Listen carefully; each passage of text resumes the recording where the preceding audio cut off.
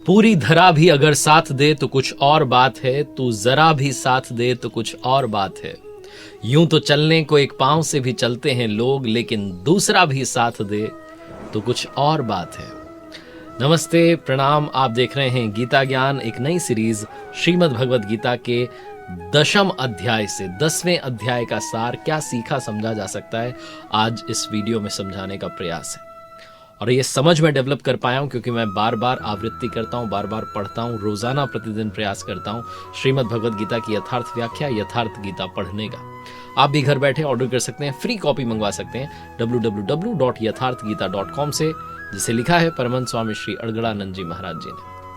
और ये श्रीमद् भगवद गीता की यथार्थ व्याख्या है। 9वें अध्याय में भगवान श्री कृष्ण ने गुप्त राज विद्या के बारे में बात की जो निश्चित कल्याण करती है। और इस अध्याय में वो कहते हैं कि महाबाहु अर्जुन, जो मेरे परम रहस्य युक्त वचन है, अपने भक्त से सारी बातचीत की है, उनको दोबारा सुन। दोबारा इसलिए सुनने के लिए कहते हैं, पुनः इसलिए सुनने के लिए कहते हैं क्योंकि जब तक आप उस आखिरी छोर तक नहीं पहुंचते, परम धाम तक नहीं पहुंचते, गिरने का, लड़खड़ाने का खतरा बना रहता है। और जो बीच बीच में समस्याएं आती हैं, उनकी जानकारी भगवान आपको देते रहते हैं, महापुरुष आप तक पहुंचाते रहते हैं। इसीलिए भगवान श्री कृष्ण कहते हैं 10वें अध्याय के प्रारंभ में कि पुनः सुन।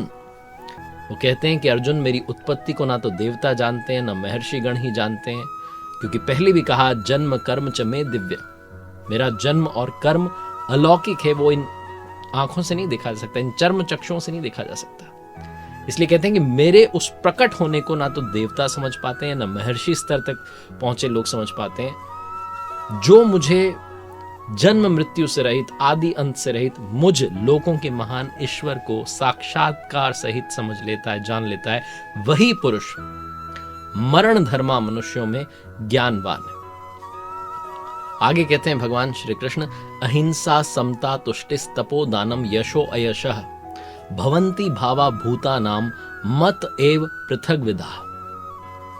वो कहते हैं कि अहिंसा यानी कि अपनी आत्मा को अधोगति में नहीं पहुंचाना, समता यानी कि जिसमें विषमता ना हो, संतोष, तप सहित, मन सहित इंद्रियों को लक्ष्य के अनुरूप तपाना, दान यानी कि सब कुछ जो है आपके पास उसका समर्पण, सर्वस्व का समर्पण, मान अपमान का सहन, ये जो भाव हैं ये मुझसे होते हैं, वो ये कहते हैं। और इनका जो अभाव है, जिनके पास ये नहीं है, वही आसुरी संपत्ति है। आगे भगवान श्री कृष्ण कहते हैं कि जो भी पुरुष योग की और मेरी इन विभूतियों को साक्षात्कार के साथ में जानता है, वो स्थिर ध्यान योग से मुझ में एक ही भाव से स्थित होता है। और जिस तरीके से जहां हवा नहीं होती, जहां पर दीपक की लौ एकदम सीधी जाती है, योगी का जो जीता हुआ चित्त है, जिसमें कोई भी विकार नहीं है, उसकी भी परिभाषा बिल्कुल यही है। आगे भगवान श्री कृष्ण कहते हैं, अहम सर्वस्य प्रभुवो मतः सर्व प्रवर्तते इति मत्वा भजन्ते माम बुधा भाव समन्विता। मैं संपूर्ण जगत की उत्पत्ति का कारण हूं, मुझसे ही ये संपूर्ण जगत जो है चेष्टा करता है। इस प्रकार जो मान करके श्रद्धा से और भक्ति से मेरा सुमिरन करता है, भजन करता है, ध्यान करता है, और जो भी उसे बदले में मिल रहा है, मेरे अनुरूप जो उसकी प्रवृत्ति हो रही है, उसे मैं ही करता हूं, वही जो उसके पास में आ रहा है वो सब मेरा कृपा प्रसाद है। ये भगवान श्री कृष्ण समझाते हैं। आगे कहते हैं, श्री भगवान उवाच तेषामेवानुकंपार्थ महम ज्ञान जम तमः नाशयाम्यात्म भावस्थो ज्ञान दीपेन भास्वता।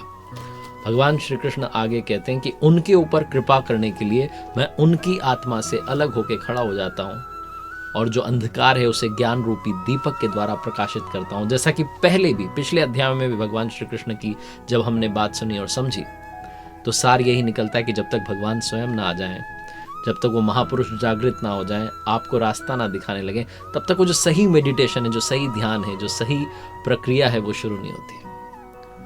और जब वो परमात्मा आपकी आत्मा से जागृत हो जाते हैं और आपको चलाने लगते हैं, आपको रोकने लगते हैं, टोकने लगते हैं, समझाने लगते हैं, तब जाकर के जो भजन है, जो ध्यान है, वो आरंभ होता है। यही हमारे परमहंस स्वामी श्री अड़गड़ानंद जी महाराज जी ने यथार्थ गीता में स्पष्ट किया है। वो कहते हैं कि 4 जो माध्यम है, उनके उन माध्यमों के जरिए जो है आप तक संकेत आते हैं। स्वामी जी कहते हैं कि पहला जो अनुभव है वो संबंधी अनुभव होता है।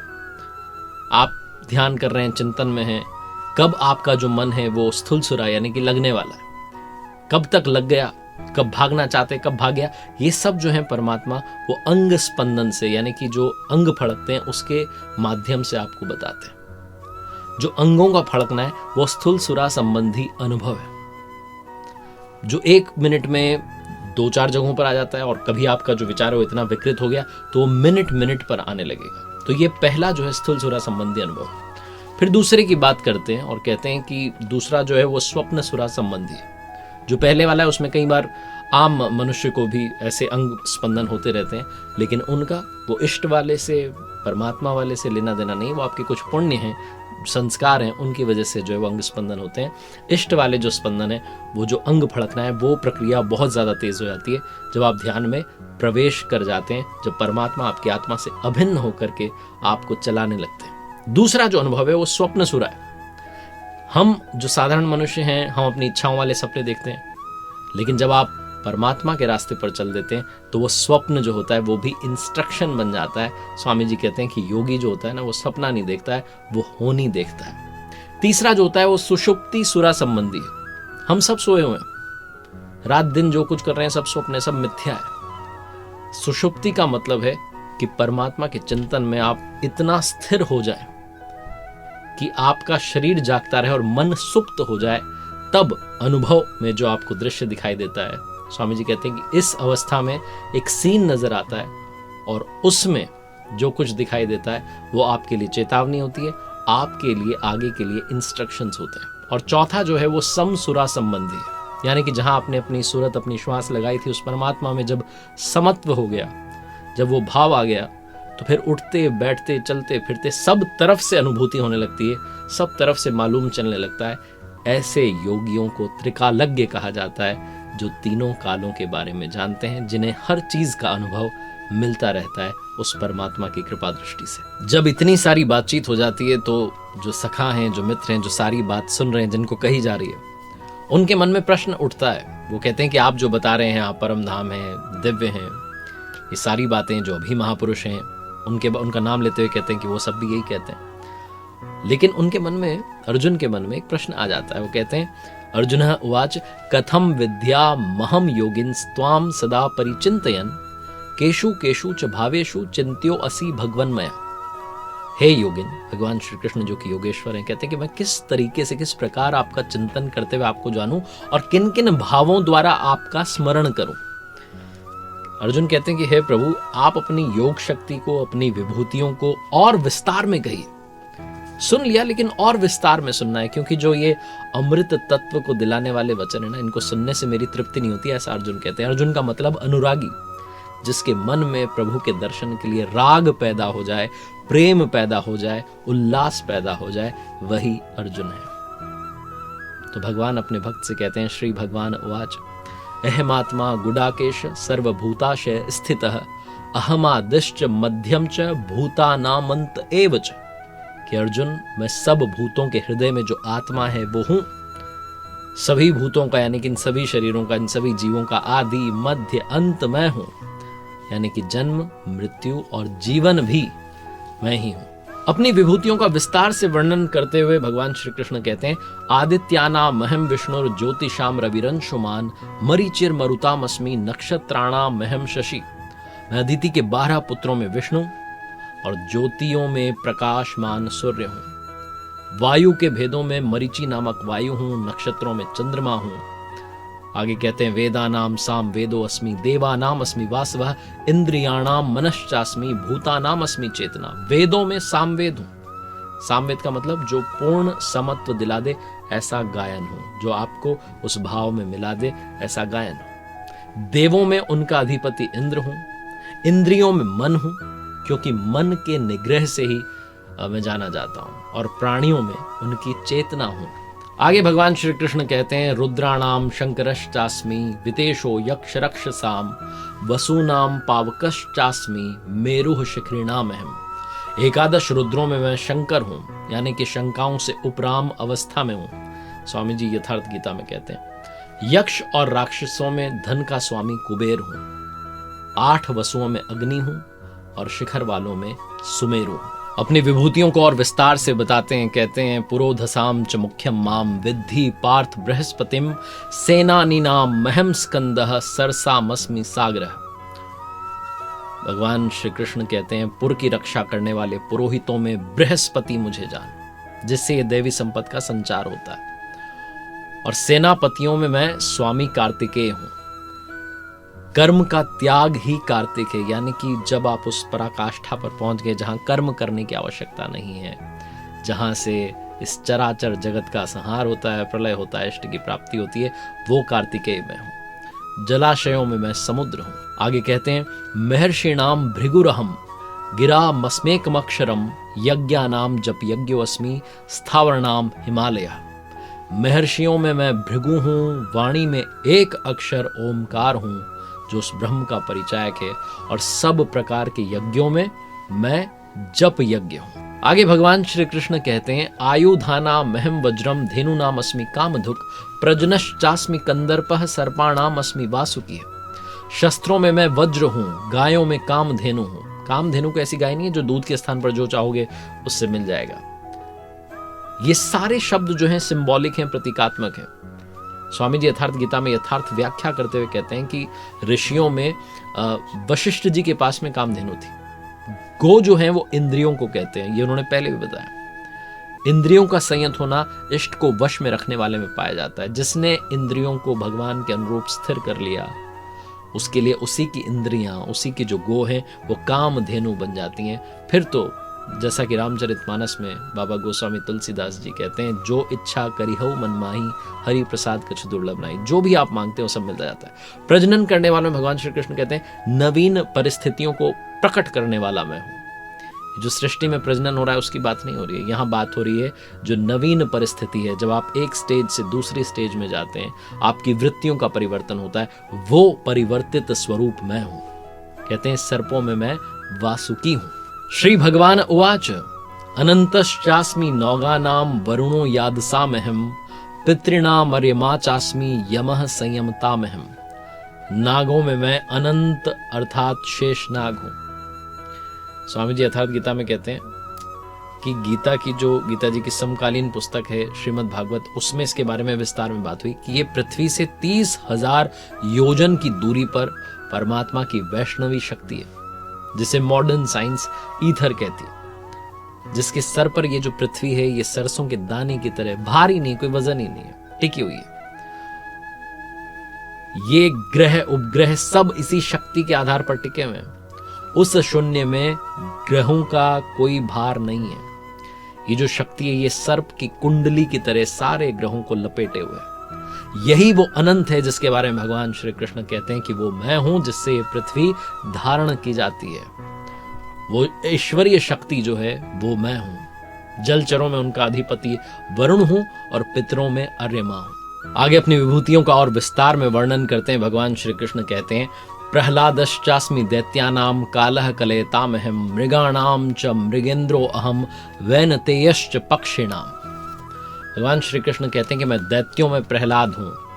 स्वामी जी यथार्थ गीता में बताते हैं कि पर धन आह्लाद, प्रेम ही प्रहलाद है, पर के लिए आह्लाद। आप देवी संपद की तरफ आकर्षित होते हैं लेकिन हैं आसुरी संपद में। आपका मन जो है विकारों में फंसा हुआ है, वहां से जो आपके मन में आकर्षण आता है, विकलता आती है कि प्रभु के दर्शन करने, मुझे तो उस रास्ते पर जाना है, मुझे तो उस पथ पर चलना है, ऐसा जो प्रेमोल्लास होता है वो प्रहलाद मैं हूं। गिनती करने वालों में समय हूं। ये वो वाला समय नहीं जो हम घड़ी में गिनती देख रहे हैं, जो पक्ष हैं, महीने हैं, वो नहीं। ईश्वर के चिंतन में लगा हुआ समय मैं हूं।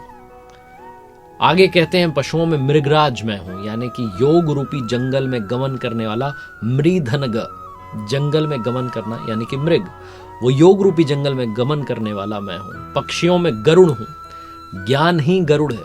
जब आपको प्रभु के दर्शन मिलने लगते हैं, अनुभव होने लगता है, तब यही मन अपने प्रभु की सवारी बन जाता है। और जब यही मन संशय में आ जाता है, डाउट में आ जाता है, तो सर्प हो जाता है, डसता रहता है। लेकिन जब ये प्रभु के सानिध्य में आ जाता है तो उनकी सवारी बन जाता है। गरुड़ जी भगवान विष्णु जी की सवारी, जो सत्ता विश्व को अणु रूप से संचारित किए हुए ज्ञान संयुक्त मन उसे अपने में धारण करता है, उसका वाहक बन जाता है। इसीलिए कहते हैं कि वो इष्ट को धारण करने वाला मन में हूँ। ये सारी बातें विस्तार में आप पढ़ पाएंगे अगर आप यथार्थ गीता पढ़ते हैं। घर बैठे आप अभी ऑर्डर कर सकते हैं फ्री कॉपी www.yatharthgita.com से। और जब आप बहुत विस्तार में पढ़ेंगे तो इन सारी विभूतियों के साथ साथ बहुत सारी बातें विस्तार पूर्वक समझ पाएंगे। आगे भगवान श्री कृष्ण अपनी विभूतियों के विस्तार में कहते हैं, श्री भगवान उवाच पवनः पवतामस्मि रामः शस्त्र भृतामहम् झषाणाम मकरश्चास्मि स्त्रोत्सामस्मि जाह्नवी। पवित्र करने वालों में मैं वायु हूं, शस्त्रधारियों में राम हूं। रमन्ते योगिनः यस्मिन् स रामः। योगी जो होते हैं, जो साधक हैं, जो बहुत आगे की स्टेज पर पहुंच चुके हैं, वो किस में रमण करते हैं? अनुभव में रमण करते हैं। ईश्वर इष्ट रूप में जो निर्देशन देते हैं उसमें रमण करते हैं, वो मैं हूं। और इस तरीके से एक के बाद एक भगवान श्री कृष्ण अपनी विभूतियों का विस्तार बताते जाते हैं, वर्णन करते जाते हैं और आगे कहते हैं, सर्गाणाम आदिरंतश्च मध्यम चैवा अहम अर्जुन अध्यात्म विद्या विद्यानाम वादः प्रवदतामहम्। हे अर्जुन, मैं सृष्टियों का आदि अंत और मध्य हूं, विद्याओं में अध्यात्म विद्या हूं, जो आत्मा का आधिपत्य दिला दे वो विद्या हूं। क्योंकि हम साधारण मनुष्य सब माया के आधिपत्य में, सब राग द्वेष काल कर्म में अटके हुए हैं। यहां से निकालकर जो आत्मा के आधिपत्य में ले जाए, जो परमात्मा की तरफ ले जाए, वो विद्या में हूं। जो लगातार विवाद होते रहते हैं सृष्टि में, वो नहीं। जो ब्रह्म चर्चा होती है, प्रभु की चर्चा होती है, उसमें जो निर्णायक बात है वो मैं हूं। कहते मैं अक्षरों में अकार ओमकार हूं, समासों में द्वंद्व नामक समास हूं। इस तरीके से लगातार भगवान श्री कृष्ण अपनी विभूति का वर्णन करते जाते हैं। द्वंद्व नामक समास यानी कि साधना की उन्नत अवस्था में जब मन सिमटते सिमटते प्रभु और आप आमने सामने रह जाएं, वो जो स्थिति है जहां कोई संकल्प नहीं है, जब प्रभु में और सेवक में, साधक में संघर्ष रह जाए, वो जो द्वंद्व आ जाए, वो अवस्था भगवान की देन होती है। अक्षय काल मैं हूं, काल बदलते रहते हैं, लेकिन वो समय जो अक्षय है, अजर है, अमर है, जो परमात्मा में प्रवेश दिलाता है, वो अवस्था में हूं। और अंतिम छोर में भगवान श्री कृष्ण इस अध्याय के कहते हैं, यद यद विभूति मत्सत्वम श्रीमदुर्जित मेव वा तत्देवावगच्छत्वम मम तेजो अश संभवम। जो भी इस सृष्टि में ऐश्वर्य युक्त, शक्ति युक्त वस्तुएं हैं, उनको तू मेरे तेज के एक अंश मात्र से उत्पन्न हुई जान। अथवा बहु नैतेन किम ज्ञातेन तवार्जुन विष्टभ्या अहमिदम कृतस्न मे कांशेन स्थितो जगत। और कहते हैं प्रभु कि अर्जुन, इतना सब जानने से तेरा क्या प्रयोजन है? मैंने संपूर्ण जगत को एक अंश मात्र से धारण किया हुआ है। इन सारी विभूतियों के वर्णन का मतलब ये नहीं कि हम इनकी पूजा करने लगे, इनकी तरफ जाने लगे, इन सारी विभूतियों के पीछे भागने लगे। भगवान श्री कृष्ण ये समझाना चाहते हैं कि आप इन सब ओर से श्रद्धा समेट करके उनके चरणों में मन लगाइए, सुमिरन कीजिए, ध्यान कीजिए, इससे कर्तव्य पूरा हो जाता है। ये विभूतियों की सिर्फ यहाँ बौद्धिक जानकारी यानी कि बातचीत की गई और उन्होंने ज्यादा बताया नहीं, क्योंकि अगले ही अध्याय में प्रभु तो सब जानते हैं कि उनका भक्त जो है कहेगा कि मुझे दर्शन दीजिए, तो उन्हें दर्शन देना, इसलिए थोड़ा विस्तार पूर्वक और नहीं बताया, रोक लिया बात को। कहते हैं बस इतना समझ लो कि सब जो है मेरे अंश मात्र से उत्पन्न हुई है, क्योंकि एकादश अध्याय में, 11वें अध्याय में भगवान श्री कृष्ण से अर्जुन जो है प्रार्थना करेंगे और कहेंगे कि प्रभु अब दर्शन दीजिए, मुझे आपका वो रूप देखना है। ये सारी बात समझने के बाद हमारे स्वामी जी कहते हैं यथार्थ गीता में कि सब कुछ सुन लेने के बाद भी चल कर के जानना शेष रह जाता है। उसके लिए आपको मेडिटेशन करना होगा, ध्यान करना होगा, भजन आरंभ करना होगा। इस 10वें अध्याय में सिर्फ और सिर्फ विभूतियों की बात की गई है, इसलिए इसका नाम विभूति वर्णनम रखा गया। देखते रहिए हर बुधवार सुबह 9:30 बजे गीता ज्ञान में श्रीमद् भगवद गीता के अलग अलग अध्यायों का सार। प्रयास रहेगा आप तक सार पहुंचाने का। आप घर बैठे स्वयं पढ़ सकते हैं श्रीमद् भगवद गीता की यथार्थ व्याख्या, यथार्थ गीता www.yatharthgita.com से फ्री कॉपी अपने लिए ऑर्डर कर सकते हैं। प्रभु कृपा बनी रहे। जय श्री कृष्ण।